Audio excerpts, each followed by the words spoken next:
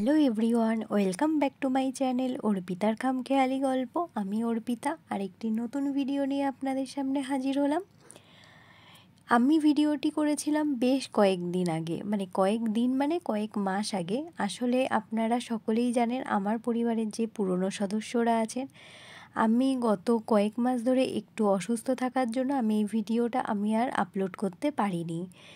তাই যাই হোক, আজকে আমি শেয়ার করছি। আমরা সেদিন চলে গেছিলাম সোদপুরের একটি কোরিয়ান রেস্টুরেন্টে। তো সেই জন্য প্রথমেই আমরা সোদপুর স্টেশনের থেকে কিছুটা বিটি রোড ধরে এগিয়ে গেছিলাম ডানলপের দিকে। যেতেই আমাদের চোখে পড়ল এই রেস্টুরেন্টটি। বেশ ছোট্ট একটু রেস্টুরেন্ট, একদম রিলায়েন্স ডিজিটাল তার ঠিক অপোজিটেই এই রেস্টুরেন্টটি রয়েছে। তো দেরি কি, ঢুকেই পড়েছিলাম এই রেস্টুরেন্টে।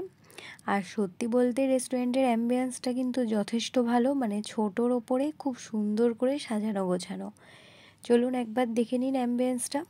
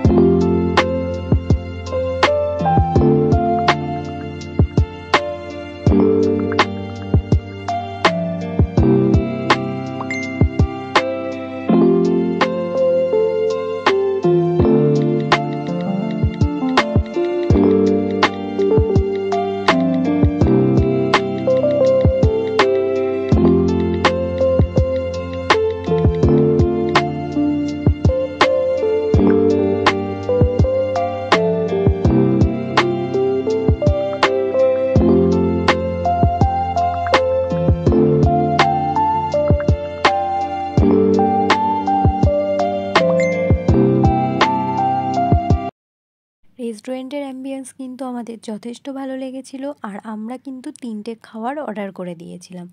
সত্যি বলতে অনেকটা আগে যাওয়াতে আমাদের কিন্তু নামগুলো ঠিক একটা মনে পড়ছে না। যাই হোক, যে কটা খাবার আমরা অর্ডার করেছিলাম বেশ ভালোই লেগেছিল খেতে। খাবারগুলোর স্বাদ কিন্তু অসাধারণ ছিল। আর এই ড্রিঙ্কস যেটা আমরা অর্ডার করেছিলাম, সত্যি বলতে এটা মুখে দিয়ে আমার তো খুবই ভালো লেগেছে। আর ঠান্ডার সময় যেহেতু গেছিলাম, তাও এই ড্রিঙ্কসটা যথেষ্ট ভালো ছিল, আমার খুব ভালো লেগেছে।